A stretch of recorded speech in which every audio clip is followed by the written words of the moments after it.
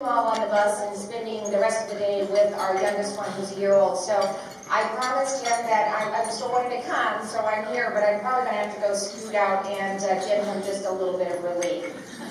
So thanks for your understanding on that. Earlier today, when we were talking up here at the table, many of you had the opportunity to hear from an exceptional Iowa native, Michelle Johnson. Michelle is the Senior Vice President at the NBA and a retired Lieutenant General from the United States Air Force. And I love the title of her keynote, and I'm going to go online and see if I can read it. I was recommended that I do that. But Deep Roots and Long Reach. And these two things, I think, really describe the role of newspapers in our state. For instance, the Iowa Newspapers Association's roots go back nearly a century, with member organizations mirroring the past. And now your reach extends beyond readers to viewers via social media platforms and online reporting. Newspapers are continually transforming as technology is reshaping how we receive news. Your legacy was built upon print, and your future relies upon digital. In the newspaper business, your hours are long, your weekends are short, your holidays are almost non-existent, and if I had to guess, most of you sleep, I bet, with your phone next to your bed. And it's a lot like being an elected official. But seriously, I respect the difficult job that you have and your hard work in keeping Iowans informed. Like many journalists or Iowa business owners, you understand the thin line that defines an opportunity or a challenge.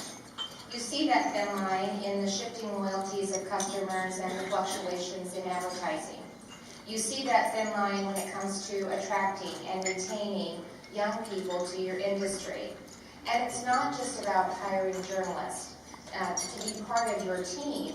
It's also about recruiting technology professionals, social media experts, advertising sales staff, accountants, and interns. And you're really not alone when it comes to that mission. I also want to help you attract new people of all ages to your industry. And you'll hear me talk about this a lot, but that's what Future Ready Iowa is all about. It's about, through Future Ready Iowa, we're doubling our efforts to show Iowans the opportunities that exist, and we're giving them the skills that they need to take that opportunity when it is presented to them. Future Ready Iowa will help prepare Iowans for dynamic careers and lifelong learning. Many of you, I hope, have covered or even participated in last fall's Future Ready Iowa Summits that we held in 18 communities across the state. And I hope you witnessed what we did, and that was the energy and excitement and collaboration that's taking place.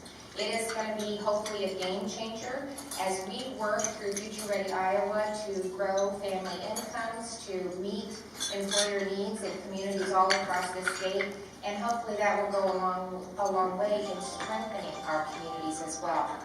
I am someone, as you know, who grew up in rural Iowa, and I've often said that Iowa is one big small town. It's part of our character, and it's who we are as Iowans. And we should do everything that we can to preserve and strengthen that small town way of life. And we need to make sure that we're seeing economic growth and prosperity in every single corner of our state. So another initiative that we're working on that I hope you'll be engaged in, because you're also a big part of this, and that's Empower Rural Iowa, where originally we'll be focusing on investing in rural Iowa housing. That's another big component of the workforce need, growing the next generation of leaders, and connecting all four corners of our state.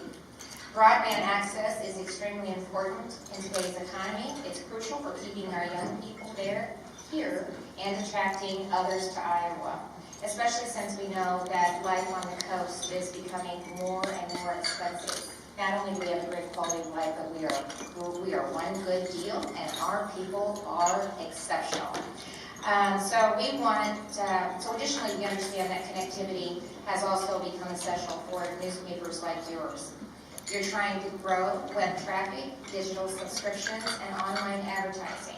So I want you to know that we're working every day to make sure that every part of Iowa has the same opportunity and that infrastructure is in place. And lastly, we know that our next generation of workers will be driven by ingenuity. So we have to provide our young people with a quality education that prepares them for the jobs of today and the jobs of tomorrow. Because Iowa's education system is shaping not only the lives of our young people, but it's also a big piece of our economic viability across the state. We have a great foundation to build on. Our schools are filled with innovative teachers who are making things happen. We have an extensive teacher leadership program. We have a nationally recognized STEM initiative. And just a few weeks ago, our state was once again led the nation when it comes to students graduating from high school. So good foundation, still lots of work to do, and we're going to keep working on that. So as I said earlier, it's the people of Iowa and all of you in this room who make our state the best in the country. We did this by becoming part of something that's bigger than ourselves. Together we're driving positive change, especially when it comes, I believe, to workforce, rural development, and education. And because of all of these areas, we are aligned in growing our state and the next generation of leaders. So by working together with your deep roots and your long reach, I know that we'll continue to see incredible things happen in Iowa. So thanks for being a big part of that. And thanks to each of you for what you do in communities all across the state, for keeping you informed on the things that are not only happening here, but across this country and around the world. Thank you.